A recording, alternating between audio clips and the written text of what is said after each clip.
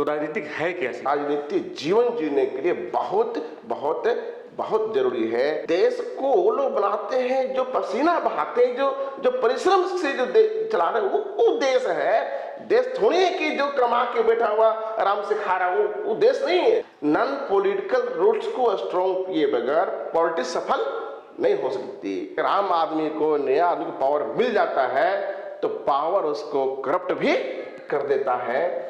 तो power corrupt कर देता है, तो पावर करप्ट नहीं करे, पावर अधिकार दिलाए, उसके लिए कंट्रोल मैकेनिज्म होना जरूरी है। जो भारत की राजनीति है, यहाँ का राजनीतिक विकल्प क्या, किस तरह देखते हैं आप? क्या विकल्प है इसका?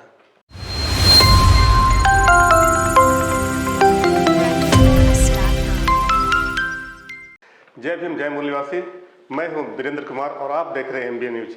एमबीए न्यूज ने नई श्रृंखला प्रारंभ की है, उलगुलान। और उलगुलान में हम देश के विभिन्न मुद्दों पर विभिन्न विद्वानों को हम बुलाने वाले हैं और उसके साथ ही विभिन्न मुद्दों पर हम लोग चर्चा करेंगे। इसी श्रृंखला में आज हमने बुलाया है Peoples Party of India Democratic के राष्ट्रीय उपाध्यक्ष इंजीनियर उमेश रजक जी को। इंजीनियर उमेश रजक जी एक वैसे इंसान हैं जिन्होंने राजनीति का विश्लेषण एक अलग तरीके से किया है, एक अलग परिभाषा दिया है जिससे हम आज तक अनजाने रहे हैं। और इनकी भाषा में हम जानेंगे आज कि राजनीति क्या है, किनके लिए आवश्यक है और भारत को आने वाली राजनीतिक दिनों में हम किस प्रकार का राजनीतिक विकल्प हम प्रदान करेंगे भारत को। तो हम उनसे जानते हैं कि कैसी होगी भारत की राजनीति के बारे में उनका विश्लेषण क्या है, इसके बारे में हम उनसे चर्चा करते हैं। आइए हम उनसे सवाल करते हैं, उनको जानते हैं, उनके बारे में जानते हैं कि उनका क्या विश्लेषण है भारत की राजनीति के बारे में। सर्वप्रथम आपका स्वागत है सर एमबीए स्टूडियो में। दर्शकों को जरा बताइए कि ये जो भारत में राजनीति चल रही है, दर्शक नहीं जानते हैं, भारत के नागरिक नहीं जानते हैं राजनीति के बारे में, तो राजनीतिक है क्या चीज़? प्रिय मूल्यवासी बहुजन नागरिकों, जय भीम, जय मूल्यवासी, जय संविधान, जय भारत। ये जो राजनीति है, ये समाज जीवन का एक अभिन्न और महत्वपूर्ण अंग है।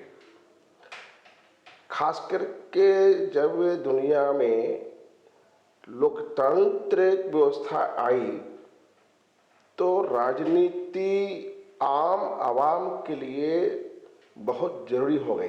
तो राजनीति है क्या, इसके बारे में भारतीय समाज में बहुत कंट्रास्ट है, कंफ्यूजन है, इग्नोरेंस है, अपितु की नेगेटिविटी ज़्यादा है, नकारात्मक ज़्यादा है। तो उसको सकारात्मकता देने के लिए उसकी एग्जैक्ट परिभाषा, सेफ साइड पता होना जरूरी है। तो दुनिया में देखेंगे वीरेंद्र जी की बिंदु की परिभाषा है, रेखा की परिभाषा है, लेकिन राजनीति एक शास्त्र है, उसकी परिभाषा होनी चाहिए, है परिभाषा। लेकिन भारत में किताबों तक सीमित है, आम जीवन में वो परिभाषा जमीन तक नहीं आई है। तो इस एमबीएम और उलगुलान के माध्यम से हमारी ड्यूटी है कि हम आम जनता को राजनीति की जो परिभाषा उसको हम बताएं, वो समझे और सही राजनीति करें। इसलिए ये परिभाषा बहुत जरूरी है। तो राज्य की नीति तय करने की प्रक्रिया राजनीति है, सिंपल परिभाषा है जी। तो राज्य मतलब स्टेट, गवर्नमेंट, सरकार। तो कोई भी सरकार जो होती है वो नीति बनाती है, अपने जो उसके मैनिफेस्टो होता है, एक नीतिगत घोषणा उसमें होती है और वही मैनिफेस्टो जो है सरकार आने पर नीति के रूप में उसको लागू करती है। नीति जो है ये इन्फोर्सेबल नहीं है, नीति एक टीचिंग है, एक उपदेश है, लेकिन अगर उसको लागू करने की अनिवार्यता अगर हो जाए, जरूरी अगर हो जाए, तो उसको कानून का शक्ल देना बहुत जरूरी है। उसके लिए विधेयक पेश होता है, उस पर चर्चाएं होती है और संसद में बहुमत से उसके पारित किया जाता है, तो वो नीति कानून में तब्दील हो जाती है। तो वो लागू करना मतलब जरूरी होता है और नहीं लागू करने पर दंडनीय हो जाता है। दूसरी परिभाषा है कि राजनीति वह क्षेत्र है जहां जीवन के मूल्यवान संसाधनों, वस्तुओं, अवसरों, लाभों और ये जो वस्तुओं, अवसरों, लाभों के वितरण हेतु परस्पर विरोधी मांगों के बीच समाधान के उपाय ढूंढे जाते हैं। जो मूल्यवान संसाधन है, वस्तु है, सुई से लेके जहाज तक है, मोबाइल है, सब्जी है, अनाज है, ये जो भौतिक जो वस्तुएं हैं उसकी वितरण इस देश के हर नागरिक को आसानी से मिल सके, उसको भोग कर सके, उसके लिए राजनीति में जिसकी ज्यादा ताकत होगी उतना हिस्सा लेगा। बेनिफिट्स है, लाभ है, फैक्ट्री है या कोई उद्योग है हमारे पास, उसमें कैपिटल है, लेबर है और पूंजी है, दोनों के कॉम्बिनेशन से बेनिफिट होता है। तो उस बेनिफिट में पूंजी लगाने वालों को और जो श्रम जिसकी लगा उनको भी हिस्सा मिलना चाहिए।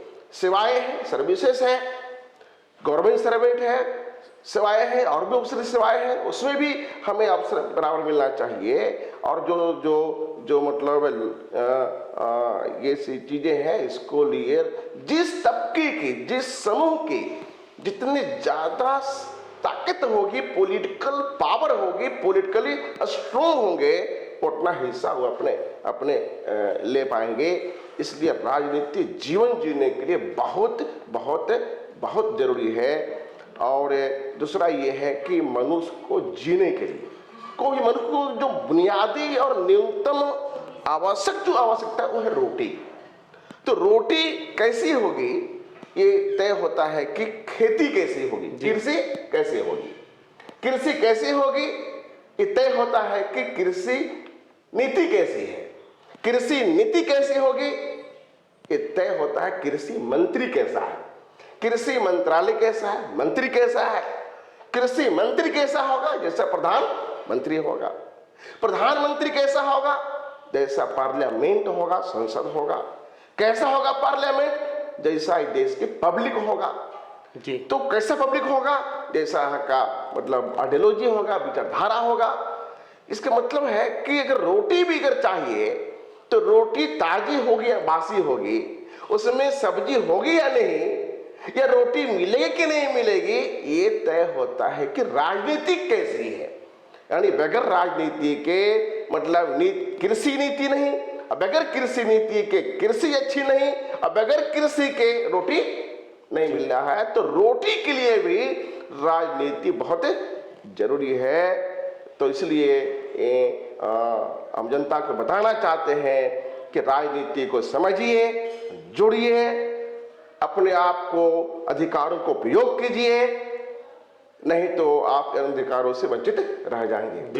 बिल्कुल, ये परिभाषा बिल्कुल आपने अलग बताई। आज तक जनता जो है, भारत की जनता इस परिभाषा से बिल्कुल दूर थी, और आपने बताया कि कितना महत्वपूर्ण है राजनीति।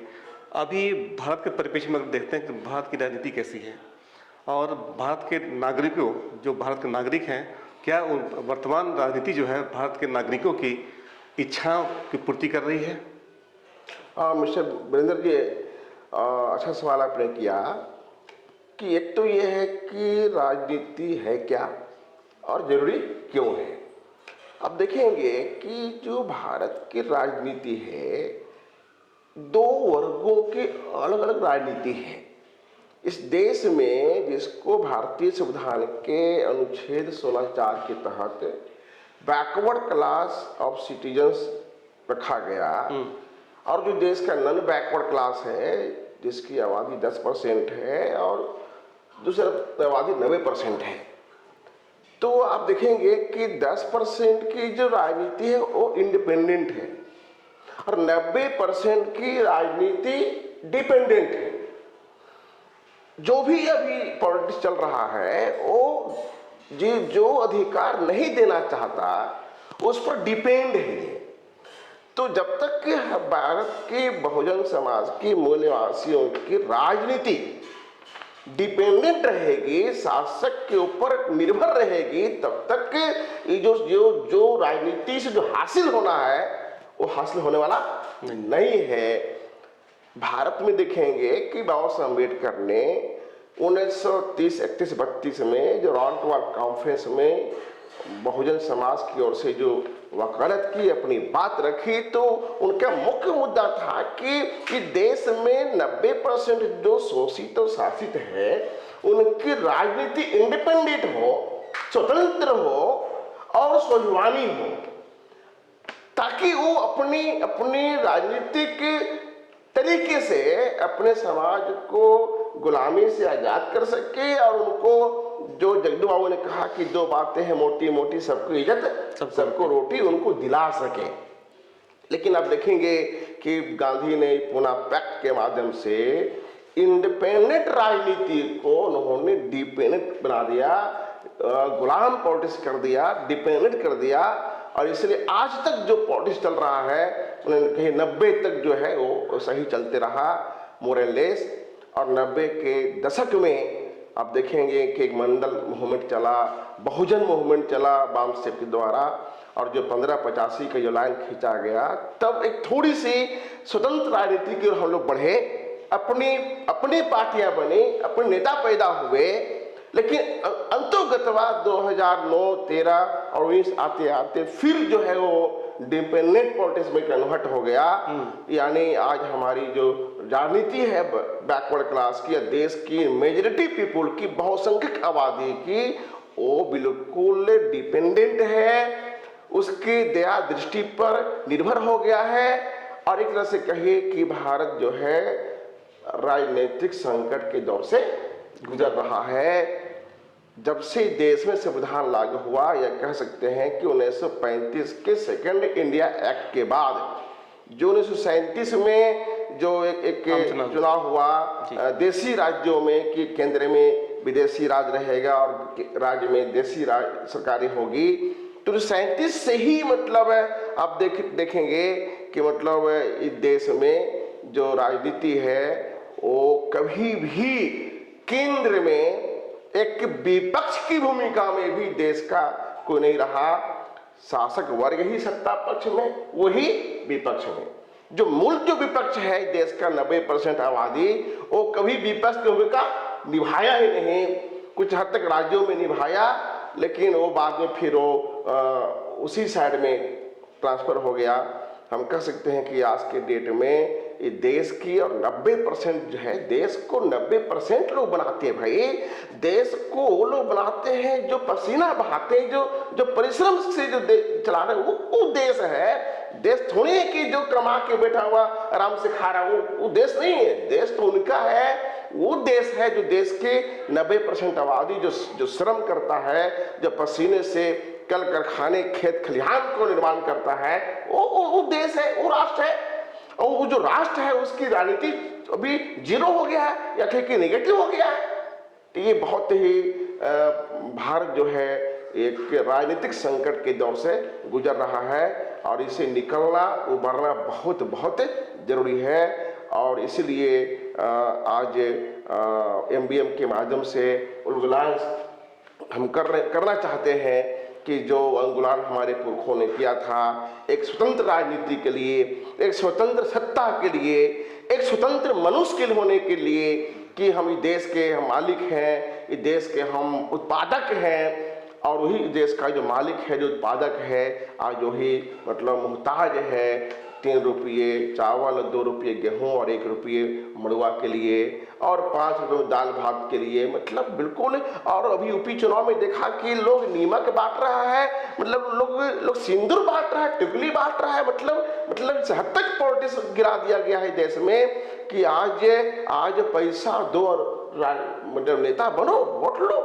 अभी जो झारखंड में या बिहार में जो चुनाव हुआ लोकल बॉडी का, मतलब मैं देखा कि लोगों ने मतलब जिसको चुना बिक गए, मतलब जिसको जनता ने चुना वो लाखों में बिक गए।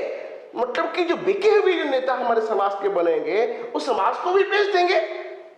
इसका मतलब है कि आज की तारीख में एक घोर पॉलिटिकल क्राइसिस के दौर से समाज गुजर रहा है। इस क्राइसिस से उबरना, निकलना, ये एमबीएम के माध्यम से उलगुलान के थ्रू हम चाहते हैं कि इसको उबारा जाए और इसको कोई तरीका निकाला जाए। वर्तमान में आपने बताया कि भारत की राजनीति कैसी है। अब ये बताइए कि राजनीति कैसी होनी चाहिए और जिस राजनीति को आप चाहते हैं लाना, उसका पूर्व शर्त क्या है? मूल्यवासी साथियों, जो इसमें मैंने कहा कि राजनीति की परिभाषा के अनुसार होना चाहिए। जी। तो अब देखेंगे कि राजनीति करने के लिए मतलब कि उसके एक तो राजनीति वर्गीय होना चाहिए और वर्गीय होने के लिए जो राजनीतिक संगठन है वो उसकी संरचना लोकतांत्रिक होना चाहिए। वर्गीय का मतलब सर? वर्गीय के मतलब ये हुआ कि दुनिया में दो वर्ग रहा है, जैसे अमेरिका में काला और गोरा है, चीन और रूस में अमीर और गरीब है, और इंडिया में बैकवर्ड और नॉन बैकवर्ड है।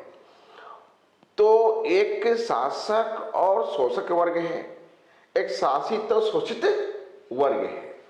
तो शासित और शोषित जो वर्ग है, जो जिसे हजारों जातियों और उपजातियों में बांट दिया गया है, तो वो जातीय चेतना और क्षेत्रीय चेतना को खत्म करके एक वर्गीय चेतना अगर हम लाते हैं तो वर्ग बनता है, और जो वर्ग बनता है तो उसको हम वर्गीय राजनीति कर सकते हैं, कहते हैं। क्योंकि अगर शासक और शोषक एक वर्ग है, उनकी अगर एक तरह की सोच है, एक तरह की राजनीति है, तो उससे जो पीड़ित लोग हैं उनकी भी राजनीति और सोच एक जैसा होना चाहिए। तभी वो शासक और शोषक को सत्ता के पद से उसको हटा सकता है और अपने कौम को वहां प्रस्थापित कर सकता है। तो एक तो है कि वर्गीय होना चाहिए, दूसरा है कि वो लोकतांत्रिक होना चाहिए। अगर वो लोकतांत्रिक के मतलब हुआ कि एक उसमें दो प्रक्रिया है कि जैसे देश में डेमोक्रेसी है वीरेंद्र जी, तो लोकतंत्र है तो देखेंगे कि मैंने पंचायत चुनाव से लेकर लोकसभा तक के हर 5 साल में बदलाव होता है, चेंज होता है। चेंज क्यों होता है? क्योंकि डेमोक्रेसी के मतलब ये है कि भैया जो को सत्ता दिए हैं वो सत्ता मतलब बेलगाम ना हो जाए, वो आवारा नहीं हो जाए, वो सत्ता का दुरुपयोग ना करे। तो जनता के हाथ में चेक एंड बैलेंस है कि 5 साल का अवसर देता है और उनको चेक करता है कि 5 साल में अच्छा किया या नहीं किया, अच्छा किया बढ़ाएंगे, नहीं किया उसको चेंज करेंगे। तो जब भी पंचायत से लेके छोटी पंचायत, ग्राम पंचायत से लेके बड़ी पंचायत मतलब पार्लियामेंट तक तो चेंज होता है 5 साल में, तो संगठन के अंदर भी चेंज होना चाहिए। एक तो ये उसका एस्पेक्ट है, और दूसरा कि सामूहिक निर्णय होना चाहिए। क्योंकि एक व्यक्ति की जो सोच होता है, उनके जो विचार होता है, वो एक व्यक्ति के होता है, लेकिन अगर कोई 10 व्यक्ति या 11 व्यक्ति कलेक्टिवली अगर कोई बिंदु पर अपना विचार देख के निर्णय लेता है, उसे 2 फायदे होते हैं। एक तो ये कि एक व्यक्ति के विचार से लिया गया निर्णय, जो 9 व्यक्ति के विचार विमर्श से जो निर्णय लिया गया वो बेहतर होता है एक व्यक्ति के बनिस्पत। पहला ये फायदा है। दूसरा है कि निर्णय में अगर 9 आदमी या 11 आदमी इन्वॉल्व है तो उस निर्णय को अप्लाई करने में, निर्णय को लागू करने में उनकी भूमिका होगी। इसका मतलब निर्णय जो है बहुत जल्द मतलब इम्प्लीमेंट होगा। अब अगर एक ही व्यक्ति निर्णय लेगा और सबको वो लागू करो, तो निर्णय में जो इन्वॉल्व नहीं है उसको लागू करने की जो इच्छा है वो उस हद तक नहीं होगी। तो राजनीति जो है वर्गीय होना चाहिए, लोकतांत्रिक होना चाहिए, और जो वर्गीय होगा, लोकतांत्रिक होगा तो राष्ट्रीय होगा। लेकिन भारत में जो बड़ी शर्त है इसके पीछे कि हजारों जातियों और उपजातियों में भाषाओं का, क्षेत्रों की इतनी जो डिस्पैरिटी, इतनी जो मतलब तफावत है, इतनी जो दूरियां है, इसको अगर वर्ग में बनाना है, क्लोजनेस लाना है, तो उसके लिए नॉन पॉलिटिकल संगठन होना बहुत जरूरी है, क्योंकि राजनीति के लिए दो चीज जरूरी है। एक तो शोषितों का सामाजिक ध्रुवीकरण होना जरूरी है ताकि एक मत उनका बन सके, और दूसरा ये है कि राजनीति के लिए जो संसाधन चाहिए, जैसे एक कहा गया है कि जिस कौम की गैर राजनीतिक जड़ें मजबूत नहीं होती उस कौम की राजनीति नहीं चलती। नॉन पॉलिटिकल रूट्स को स्ट्रॉन्ग किए बगैर पॉलिटिक्स सफल नहीं हो सकती। तो नॉन पॉलिटिकल जो रूट्स हैं, जैसे हमारा लिटरेचर है, मीडिया है, जनमत है, मतलब इंस्टीट्यूट है, ये जो रूट्स है ये नॉन पॉलिटिकल संगठन ही पूरा कर सकता है, ये पॉलिटिकल पार्टी की बस की बात नहीं है। तो जब कोई भी इलेक्शन आता है 5 साल में, अगर एक बार में बस दबाना है उंगली। अब एक दिन में 5 साल में एक दिन आता है, एक दिन में 1 सेकेंड में आप अगर उंगली दबाते हैं तो 5 साल के लिए आपका मतलब फ्यूचर डिसाइड हो जाता है कि आपके पास संसाधन रहेगा या नहीं रहेगा। लेकिन 1 सेकेंड जो आप दबाएंगे उसका डायरेक्शन क्या होगा वो तय होता है, मिशन करता है। तो जब तक कि 4 साल 11 महीना मिशनरी काम नहीं होगा, यानी नॉन पॉलिटिकल काम नहीं होगा, तब तक पॉलिटिक्स की दिशा तय नहीं होगी। इसलिए नॉन पॉलिटिकल संगठन होना बहुत जरूरी है। अगर हम साफ शब्दों में कहें तो भारत में राजनीति उनके ही सफल होगी जिसका 2 हाथ होगा, एक हाथ नॉन पॉलिटिकल, एक हाथ पॉलिटिकल, एक गैर राजनीतिक, एक राजनैतिक, और दोनों हाथ एक ही ऑब्जेक्टिव के लिए एक ही बॉडी से इंटरकनेक्ट होना बहुत जरूरी है। अगर डिस्कनेक्ट होगा तो फिर काम चलने वाला नहीं है।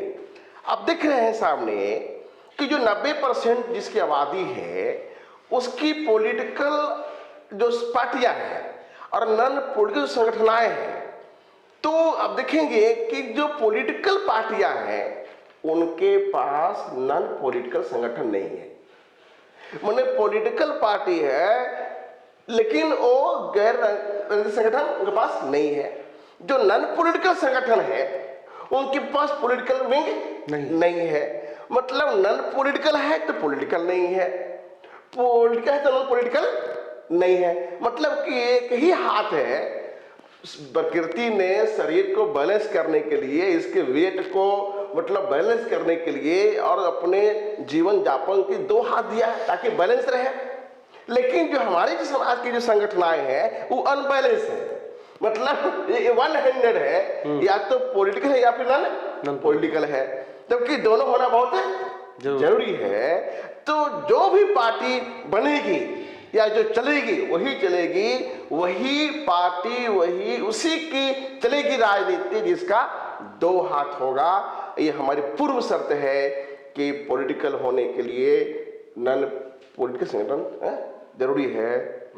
आपने बताया कि राजनीति कैसी होनी चाहिए, राजनीति की परिभाषा ही बताई आपने, किनको हिस्सा लेना चाहिए यही बताया, और वर्तमान राजनीतिक परिवेश भारत का कैसा है, क्या भारत का नागरिक को नहीं मिल रहा, आपने ये सारी चीज़ बताई। अब ये बताइए कि जो भारत की राजनीति है, यहाँ का राजनीतिक विकल्प क्या, किस तरह देखते हैं आप, क्या विकल्प है इसका? एक तो जैसे हम लोगों ने सुना है कि आवश्यकता आविष्कार की जननी है, और इस देश में एक स्कूल ऑफ थॉट और स्कूल ऑफ पॉलिटिक्स है।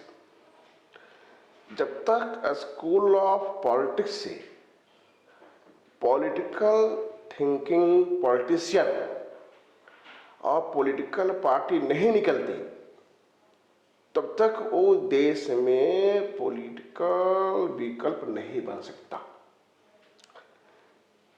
एक इंस्टीट्यूशन से पार्टी निकलना चाहिए जी, तभी वो कामयाब होगी। तब देखेंगे कि भारत में जो शोषित और शासित वर्ग का एक जो सोशियो पॉलिटिकल इंस्टीट्यूशन है, जो संस्थान है बामसेफ, तो बामसेफ इसलिए बना कि बाबा साहब अम्बेडकर जो इंडिपेंडेंट पॉलिटिक्स चाहते थे और जो हमें राउंड टेबल कॉन्फ्रेंस में कॉमनवेल्थ अवार्ड के द्वारा हासिल ही हो गया था, लेकिन 1932 के पूना पैक्ट ने हमसे छीन लिया जी। तो उससे जो है डिपेंडेंट पॉलिटिक्स का दौर चालू हुआ। फिर बाबा साहब अम्बेडकर चाहते थे कि 1954-55 में कि फिर से इंडिपेंडेंट पॉलिटिक्स की शुरुआत हो। उसके लिए उन्होंने एक पार्टी की आधारशिला रखी थी। उस पार्टी का सिद्धांत तैयार किया था, वो था रिपब्लिकन पार्टी ऑफ इंडिया जी। लेकिन वो भी पार्टी जो है नॉन पॉलिटिकल संगठन के सपोर्ट के अभाव में वो 1972 आते आते फिर वो कांग्रेस बीजेपी शरणम के छामी, माने गांधी शरणम के छामी हो गया। तो फिर 73 में हमारे कुछ प्रबुद्ध लोगों ने, जो भारतीय संविधान के अनुच्छेद 16(4) से निकले, उनको ये लगा कि हमारी राजनीति बार बार फेल क्यों रही है। शुरू करते हैं इंडिपेंडेंट, हो जाता है डिपेंडेंट। शुरू करते हैं मतलब कि स्वाभिमानी हो जाता है, मतलब स्वाभिमान खत्म हो जाता है, डिपेंड होता है, गरिमा खत्म हो जाती है। तो बामसेफ ने स्टडी किया कि जब तक बैकवर्ड क्लासेस के साधन संपन्न लोग या जिनका पेट की भरने की गारंटी हो चुकी है, क्योंकि जब तक पेट नहीं भरता दिमाग नहीं खुलता, तो दिमाग को खोलने के लिए, दिमाग को चलाने के लिए, बौद्धिक कार्य करने के लिए उसकी सिक्योरिटी चाहिए कि हमें इतने समय में हमारा इतना संसाधन मेरे पास है। तो साधन संपन्न लोगों ने उसको अध्ययन किया कि जब तक नॉन पॉलिटिकल रूट खड़ा नहीं करते, जब तक भारत के शोषित और शासित लोगों को जो शोषक को शासक वर्गों ने जातियों में विभक्त कर दिया है, उनको एक कॉमन थिंकिंग नहीं बनाते, उनका सोशियो पॉलिटिकल ध्रुवीकरण नहीं करते, तब तक जो है यहाँ की जो राजनीति है वो अपने लॉजिकल एंड तक नहीं पहुंचेगी, तार्किक अंत तक नहीं पहुंचेगी, यानी व्यवस्था परिवर्तन तक नहीं पहुंचेगी। इस बैकग्राउंड पर मतलब बामसेफ बना, और बामसेफ से जो ट्रेंड लोग हैं, जो परिपक्व लोग हैं, जो ट्रस्टेड और टेस्टेड है, ट्रस्टेड और टेस्टेड है, मतलब जिसको विश्वास है जिन पर, और जो मतलब जिसका परिचित हो चुका है कि आदमी मिशन के ऊपर खरा उतरेंगे, वैसे लोगों ने शुरू में पार्टी बनाई जिसका नाम बीएसपी रखा गया। और वो पार्टी बहुत हद तक, मतलब कि वो पार्टी देश में हलचल पैदा कर दी। एक अंबेडकर फुले की जो नाम है उसका उन्होंने सिक्का जमा दिया पूरे देश में। लेकिन फिर भी वो पार्टी फिर वो 2009-13 आते वो सिकुड़ गई, और उसका एक ही वजह रहा कि नॉन पॉलिटिकल संगठन से उनका डिटैचमेंट हो गया, वो अलग थलग पड़ गए, यानी सिंगल हैंड हो गए। तो फिर बामसेफ में उसको रिवाइज किया और देखा कि भाई जब तक नॉन पॉलिटिकल संगठन साथ में नहीं रहेगा, इंटरनली सपोर्ट नहीं मिलेगा, तब तक ये कोई पार्टी सफल नहीं होगी। तो इस इंस्टीट्यूशन में जो पक्के पकाए लोग थे, जो 15-20-25 साल तक जिन्होंने मिशन में काम किया था, उनके द्वारा जो है मतलब 2017 दिसंबर 28 को नागपुर में एक नया पार्टी का बर्थ किया गया, जन्म दिया गया, जिसका नाम है Peoples Party of India Democratic, short में PPID, Peoples Party of India Democratic. अब ये पार्टी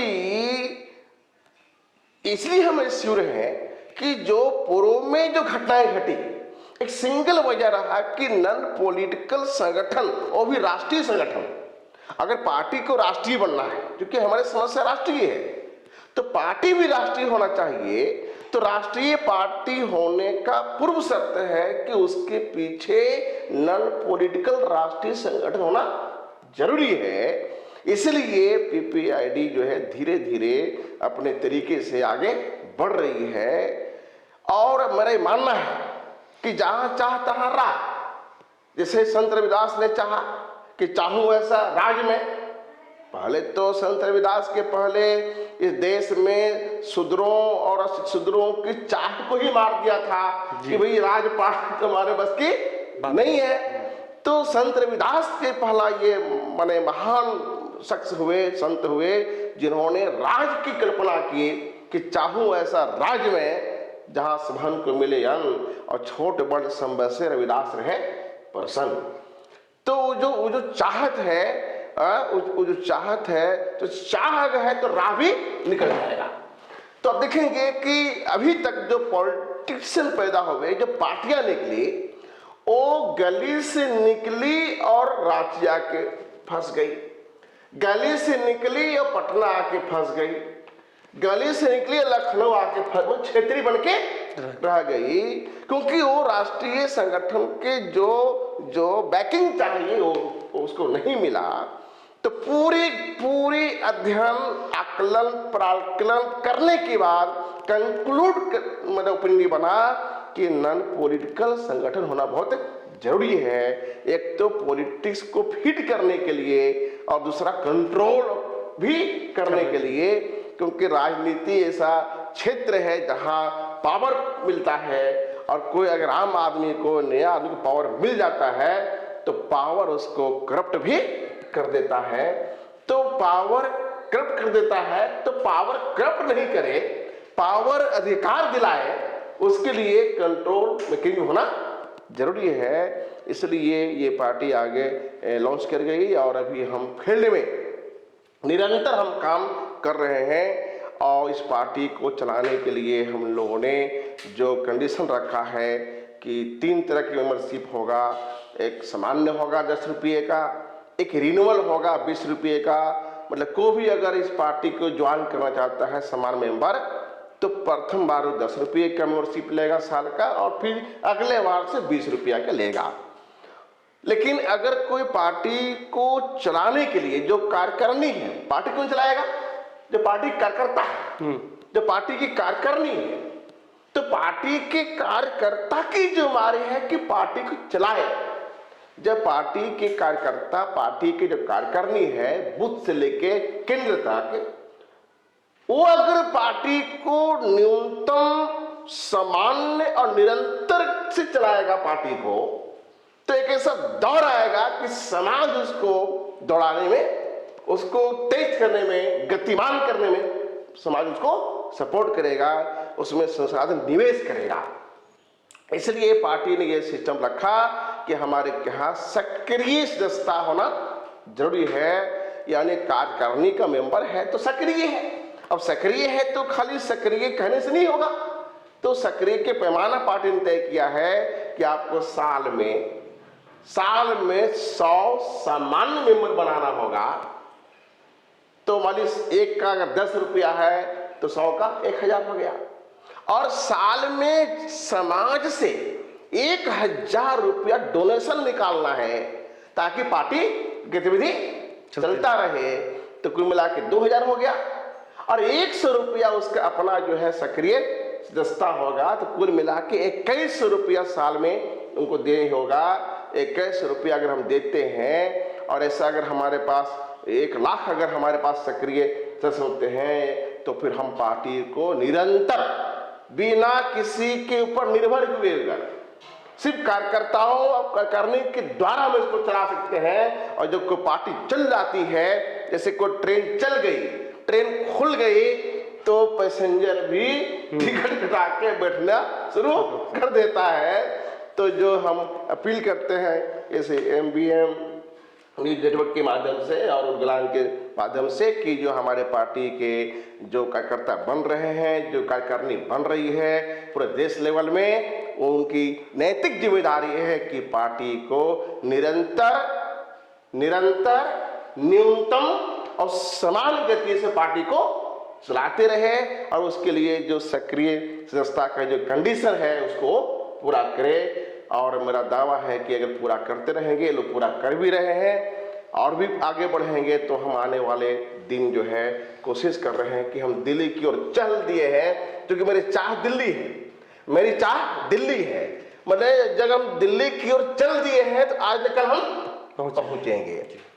तो इसलिए हम पूरे श्योर हैं कि पार्टी मतलब समाज से अपील है कि पार्टी को चलाए, क्योंकि समस्या राष्ट्रीय है, तो हमारी पॉलिटिक्स भी राष्ट्रीय होना चाहिए और राष्ट्रीय राजनीति के लिए राष्ट्रीय पार्टी होना जरूरी है। और राष्ट्रीय पार्टी के तौर पर Peoples Party of India as a विकल्प आपके सामने आई है। उसको आप जोड़िए, लोगों को जोड़िए, अपने परिवार को जोड़िए, हर एक मेंबर अपने रिलेशन को जोड़े, अपने दोस्तों को जोड़े और लोगों को समझाए कि राजनीति क्यों जरूरी है, कितना जरूरी है राजनीति और कैसी चल रही है। जो चल रही है वो अभी नहीं, अभी वो हमारे पक्ष में नहीं है।